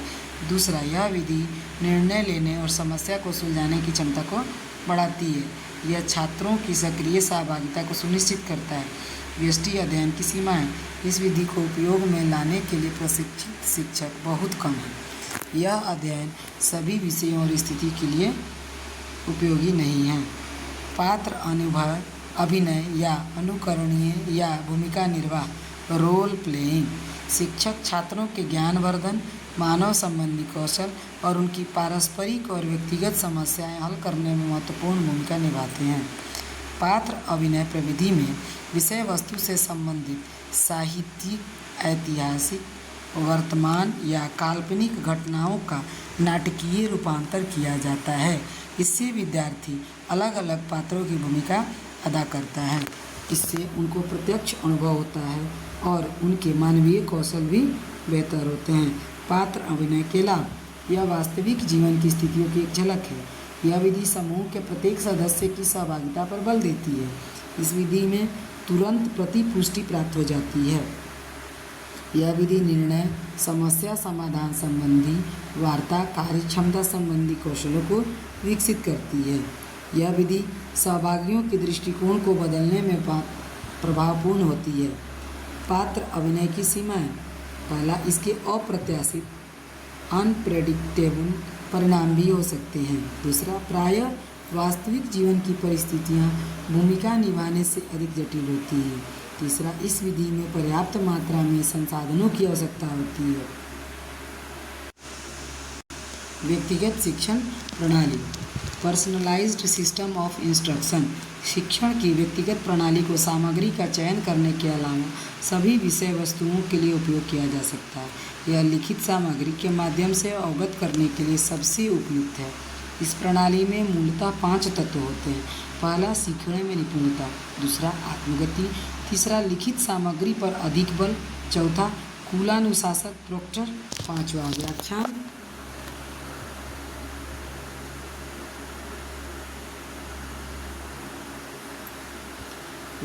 व्यक्तिगत शिक्षण प्रणाली के लाभ। इस प्रणाली से शिक्षार्थी को दक्षता प्राप्त होती है। दूसरा, शिक्षार्थी अपनी स्वयं की तय की गई गति से सीखता है। व्यक्तिगत शिक्षण प्रणाली की सीमाएं। यह तीव्रता से परिवर्तित होती हुई पाठ्यक्रम सामग्री के लिए उपयुक्त नहीं है। दूसरा, यह प्रणाली मनोसंचालक, साइकोमोटर और भावात्मक, अफेक्टिव ज्ञान क्षेत्रों के लिए उपयुक्त नहीं है। प्रदर्शन विधि, डेमोन्स्ट्रेशन मेथड। यह विधि सीखने के सिद्धांतों पर आधारित होती है। इस विधि को कक्षा में संज्ञानात्मक, कॉग्निटिव, भावात्मक, अफेक्टिव और मनोसंचालक, साइकोमोटर उद्देश्यों को प्राप्त करने के लिए उपयोग किया जाता है। प्रदर्शन को मौखिक, वर्बल स्पष्टीकरण के संयोजन के रूप में परिभाषित किया जा सकता है। यह दृश्य, श्रव्य, ऑडियो विजुअल स्पष्टीकरण के लिए आवश्यक हो सकता है। प्रदर्शन विधि के लाभ। यह विधि वस्तुओं, विचारों और सामग्री को समझाने में प्रभावशाली होती है। दूसरा, इस विधि में अमूर्त, एब्स्ट्रैक्ट अवधारणाओं को प्रभावी ढंग से समझाया जा सकता है। तीसरा, यह विधि उद्देश्यों को संज्ञानात्मक, कॉग्निटिव, भावात्मक, अफेक्टिव और मनोसंचालक, साइकोमोटर ज्ञान क्षेत्र में प्राप्त करने के लिए उपयोगी है। प्रदर्शन विधि की सीमाएं। इस विधि में प्रयोगात्मक एक्सपेरिमेंटल प्रक्रिया में भाग लेने के लिए केवल कुछ ही अवसर होते हैं। शिक्षार्थी केंद्रित पद्धति, लर्नर सेंटर मेथड्स। ये विधियाँ शिक्षार्थियों की व्यक्तिगत ज़रूरतों को ध्यान में रखकर विकसित की जाती हैं। इसमें उनकी व्यक्तिगत विभिन्नताओं को भी ध्यान में रखा जाता है। यह प्रयत्न किया जाता है कि विभिन्नताओं को कक्षा शिक्षण एवं वृत्तर शिक्षा प्रणाली में वांछनीय हद तक समायोजित किया जाए। व्यक्तिगत शिक्षण विधियों का निम्नलिखित रूप में वर्णन किया गया है। सुपुर्द नियत कार्य या अभिहस्तांकित कार्य, असाइनमेंट। इस विधि का उपयोग छात्रों को विशेष प्रयोजनों, पर्पस के रूप में किया जाता है, जैसे अतिरिक्त जानकारी प्राप्त करना, सर्वेक्षण करना और संख्यात्मक समस्याओं को सुलझाना इत्यादि। इसमें शिक्षक की महत्वपूर्ण भूमिका होती है। शिक्षक कार्य की योजना तैयार करते हैं और उस कार्य के संदर्भ में जानकारी इकट्ठी करने के लिए छात्रों का मार्गदर्शन करते हैं। यह किसी भी विषय पर तैयार की जा सकती है, लेकिन यह ऐसी होनी चाहिए कि छात्र उसे मात्र पुस्तकों से ही अनुकृति कॉपी न कर सके। सुपुर्द नियत कार्य के लाभ। इस विधि में छात्रों को स्वतंत्र रूप से कार्य करने में सहायता मिलती है। दूसरा, यह विधि छात्रों की विश्लेषणात्मक क्षमता और समस्या समाधान की क्षमता को बढ़ाने में सहायता करती है। तीसरा, यह विधि छात्रों को और अधिक रचनात्मक बनने के लिए प्रेरित करती है। सुपुर्द नियत कार्य की सीमा।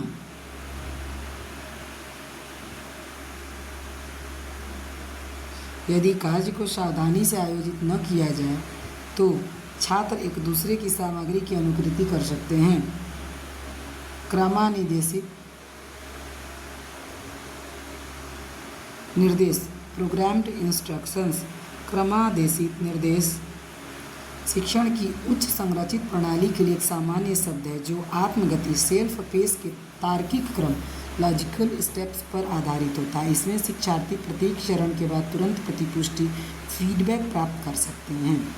क्रमादेशित निर्देश के लाभ।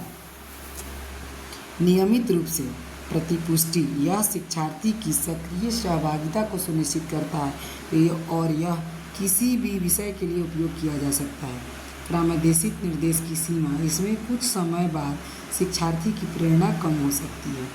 कंप्यूटर आधारित शिक्षण, कंप्यूटर बेस्ड टीचिंग। कंप्यूटर आधारित शिक्षण का संबंध कंप्यूटर के उपयोग के साथ सीखने की प्रक्रिया में सूचना के प्रवाह से है।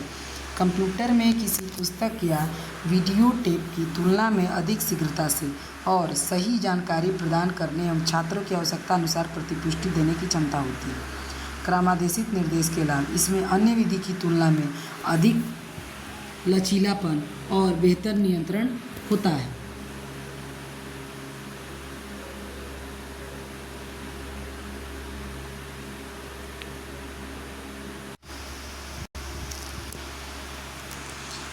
इस विधि के अभ्यास, सिमुलेशन और मॉडलिंग इत्यादि में प्रभावी ढंग से उपयोग किया जा सकता है। क्रमादेशित निर्देश की सीमाएं। यह अवैयक्तिक और महंगा है। परस्पर संवादात्मक वीडियो, इंटरेक्टिव वीडियो। शिक्षण की इस विधि को संज्ञानात्मक, मनोसंचालक और भावात्मक उद्देश्य को प्राप्त करने के लिए नियोजित किया गया है। यह विधि शिक्षार्थी को किसी विषय से संबंधित जानकारी क्रम रहित ढंग से रैंडमली उपलब्ध करने में सहायक होती है, जिससे शिक्षार्थी अपने कार्य के परिणामों के बारे में तत्काल प्रतिपुष्टि प्राप्त कर सकते हैं। इंटरेक्टिव वीडियो का सार वीडियो अनुकरण के अनुभव के साथ साथ वास्तविक छवियों के रूप में अधिक संख्या में वीडियो प्रस्तुतियों से है। परस्पर संवादात्मक के लाभ। इंटरेक्टिव वीडियो दृष्टिकोण व्यक्ति की निर्णय लेने की क्षमता को बढ़ाता है। परस्पर संवादात्मक की सीमाएं। इस विधि में काफ़ी समय लगता है और संसाधनों की विशेष आवश्यकता होती है। मुक्त अधिगम, ओपन लर्निंग। यह शिक्षण प्रदान करने की लचीली विधि। इसमें शिक्षार्थी को सीखने के लिए मानवीय संसाधनों, सामग्री, उपकरण, आवास और यहाँ तक कि कक्षा की भी आवश्यकता नहीं होती है। इस विधि में शिक्षण के लिए प्रवेश पर कोई प्रतिबंध नहीं होता है। मुक्त अधिगम के लाभ। यह विधि शिक्षार्थियों को सीखने के लिए लचीलापन, फ्लेक्सिबिलिटी प्रदान करती है। मुक्त अधिगम की सीमाएं। पहला, यह विधि भावात्मक, अफेक्टिव शिक्षण उद्देश्यों और मनोसंचालन साइकोमोटर प्राप्त करने के लिए उपयुक्त नहीं है। दूसरा, इस विधि में समय, विशेषज्ञता और संसाधनों की आवश्यकता होती है और यह विषयों के तेजी से बदलते स्वरूप के लिए उपयुक्त नहीं है। सतत अनुकरण सिमुलेशन मेथड। सतत अनुकरण को शायद शिक्षण की प्रविधि की बजाय प्रशिक्षण की प्रविधि कहना अधिक उचित होगा। इस प्रविधि में ऐसी कृत्रिम परिस्थितियां उत्पन्न की जाती हैं जो कि वास्तविक स्थितियों से बहुत मेल खाती हैं। इसके बाद प्रशिक्षुओं या शिक्षार्थियों को उन परिस्थितियों में प्रशिक्षित किया जाता है। उदाहरण के लिए, पायलट और अंतरिक्ष यात्रियों का प्रशिक्षण कृत्रिम स्थितियों में होता है। विधि में मशीनरी, उपकरण आदि पर अधिक पूंजी निवेश की आवश्यकता होती है, लेकिन सामान्य व्यय, रूटीन एक्सपेंडिचर कम होता है। इस विधि में सुरक्षा पहलुओं का विशेष ध्यान रखा जाता है। ऐतिहासिक खोज विधि डिस्कवरी मेथड। अनुमानी विधि से ही मिलती जुलती एक और विधि है जिसको हम खोज विधि कहते हैं। इसका प्रयोग अधिकतर सामाजिक विषयों में तथ्यों के ज्ञान के लिए किया जाता है। इसका संबंध प्राचीन घटनाओं से होता है, जबकि अन्वेषण विधि वैज्ञानिक विषयों एवं वर्तमान से संबंधित है। सहयोगात्मक अधिगम उपागम कोलैबोरेटिव लर्निंग अप्रोच। कुछ विधियाँ लघु समूह चर्चा के सहयोगात्मक अधिगम उपागम के अंतर्गत आती है। यह विधियाँ एक उद्देश्य और विभिन्न समूहों पर आधारित होती है, जिसमें शिक्षक एक सुसाध्यक, फैसिलिटेटर, मॉडरेटर के रूप में कार्य करता है। हम एनसीईआरटी द्वारा की गई अनुशंसा के अनुसार ऐसी 4 विधियों मस्तिष्क जनजाति, कार्य समूह, अनुशिक्षण और अन्वेषण समूह का यहाँ वर्णन कर रहे हैं। पहला है मस्तिष्क जनजाति, विचार मंथन या विप्लव विधि, ब्रेनस्टॉर्मिंग। पहला, यहाँ किसी समस्या की पहचान की जाती है। दूसरा, तत्पश्चात लघु समूह बनाए जाते हैं। तीसरा, सभी छात्रों को समस्या का समाधान ढूंढने तथा अपने विचारों को व्यक्त करने के लिए प्रेरित किया जाता है। यह मानचित्र, माइंड मैपिंग के रूप में भी हो सकता है। चौथा, सभी विचारों का स्वागत किया जाता है, किसी भी विचार की आलोचना नहीं की जाती।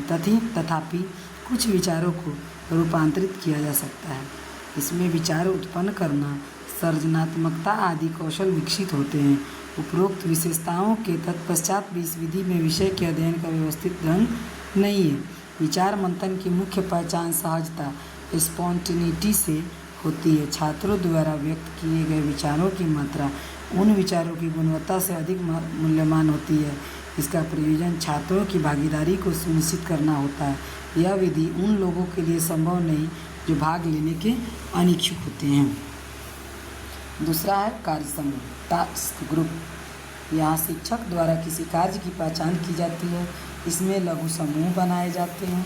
तीसरा, कक्षा के प्रत्येक समूह को एक निश्चित कार्यावधि में निष्पादन के लिए एक विशिष्ट कार्य सौंपा जाता है। चौथा, प्रत्येक समूह के कार्य का मूल्यांकन दूसरे समूह द्वारा किया जाता है। कार्य को संपादित करना सबका उत्तरदायित्व होता है। इसमें उत्तरदायित्व लेना, कार्य का प्रतिनिधित्व करना, पहल करना, नियोजन कौशल, कार्य संपन्न करना, मूल्यांकन तथा भावात्मक कौशल विकसित होते हैं। अन्वेषण समूह, इंक्वायरी ग्रुप। अन्वेषण विधि को प्रोफेसर आर्मस्ट्रॉन्ग द्वारा प्रतिपादित किया गया। इस विधि में छात्र सहायता रहित प्रयासों द्वारा समस्या का समाधान करते हैं। अध्यापक शिक्षण। पहला है अध्यापक शिक्षण। पहला है अध्यापक शिक्षण। अधिगम प्रक्रिया के समय काल में किसी असंगत घटना की कोई स्थिति उत्पन्न करते हैं। इस घटना से छात्रों को यह अनुभव करने में सहायता की जाती है कि इस स्थिति में कोई समस्या विद्यमान है, इसका समाधान खोजना आवश्यक है। इस विधि से छात्रों में जांच की भावना, स्पिरिट ऑफ इंक्वायरी विकसित होती है। तीसरा, विभिन्न समूह एक ही समस्या पर कार्य करते हैं और वे भिन्न भिन्न परिकल्पनाओं के समाधान तथा निष्कर्ष पर पहुंचने का प्रयास करते हैं। अन्वेषण में सम्मिलित छात्र अपने विचारों पर वार्तालाप, विचार विनिमय कर सकते हैं, कुछ नए समीकरण को उत्पन्न कर सकते हैं, कोई क्रियाकलाप या प्रयोग भी किया जा सकता है।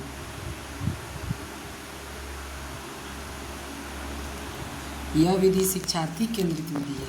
इसके अंतर्गत छात्र सक्रिय भागीदारी करते हैं। इस विधि के द्वारा समस्या समाधान कौशल, अन्वेषण कौशल, विश्लेषण, संश्लेषण तथा मूल्यांकन जैसे कौशल विकसित किए जा सकते हैं। अनुशिक्षण समूह, ट्यूटोरियल ग्रुप।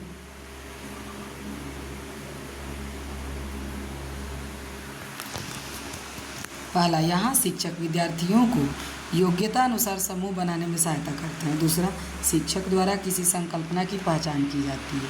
तीसरा, शिक्षक कक्षा में किसी ऐसे छात्र की पहचान करते हैं जिसे संकल्पना की अच्छी सूझबूझ हो। ऐसे छात्र को उस समूह के नेता की भूमिका दी जाती है। शिक्षक इस बात का भरसक प्रयास करे कि सभी शिक्षार्थियों को विभिन्न चर्चाओं पर नेतृत्व का अवसर दिया जाए। चौथा, समूह दल के नेता को प्रत्येक सदस्य के अधिगम को सुसाध्य फैसिलिटेटर, मॉडरेटर बनाने में सहायता करने का कार्य सौंपा जाता है।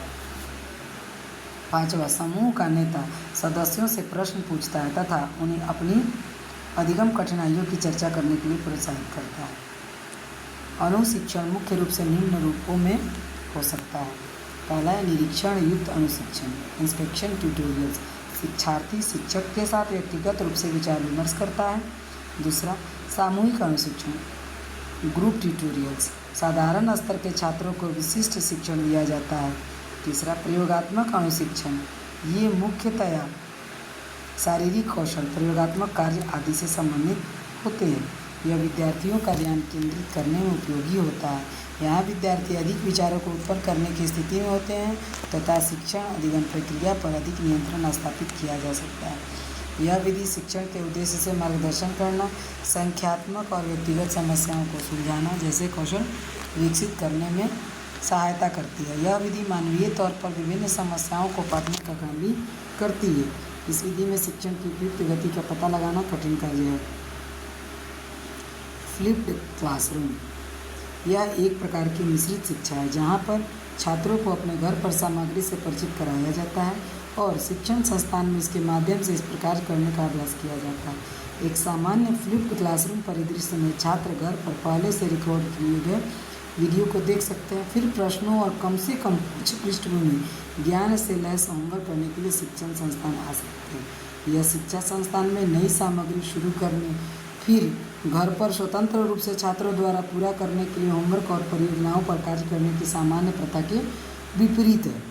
सक्रिय, मिश्रित और सहयोगात्मक शिक्षा, active, blended and collaborative education, ABC। इस प्रकार का वातावरण छात्रों को अधिगम के कई संसाधन प्रदान करता है। संसाधनों में एक हाइब्रिड व्याख्यान पुस्तक, हाइब्रिड बुक सम्मिलित है जो पाठ्य पुस्तक और कार्य पुस्तक के संयोजन, ऑनलाइन चर्चा मंच, ऑनलाइन वीडियो का एक बड़ा भंडार और शिक्षण सहायकों द्वारा कार्यरत एक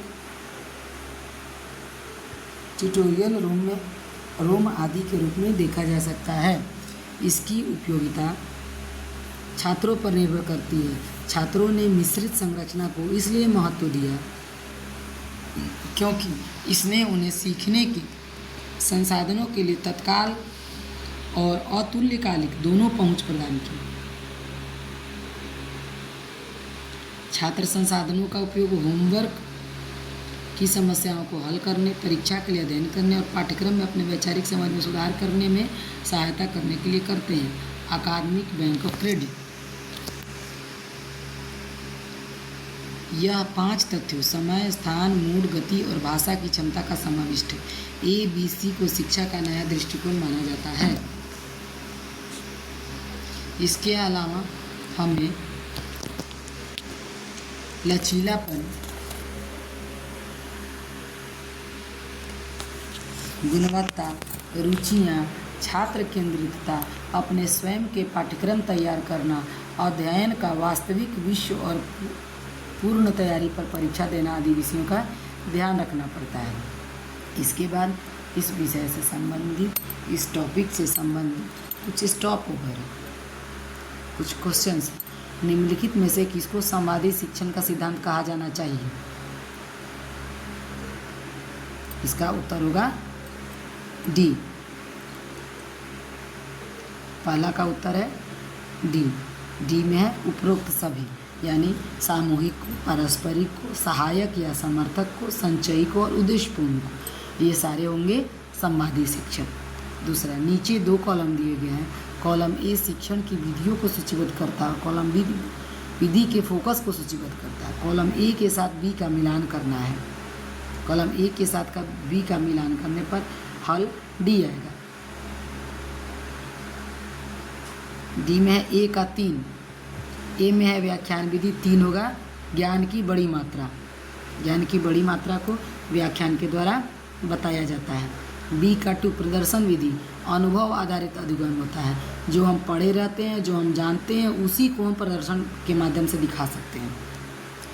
सी का 4 परियोजना विधि, इसको एक साथ सीखना कहते हैं, प्रोजेक्ट दे दिया जाता है और उस पर बच्चे काम करते हैं, उसको प्रोजेक्ट कहा जाता है। डी है सहयोगात्मक विधि, सहभागी प्रक्रिया से एक दूसरे को सहयोग करके इस विधि का हल निकाला जाता है।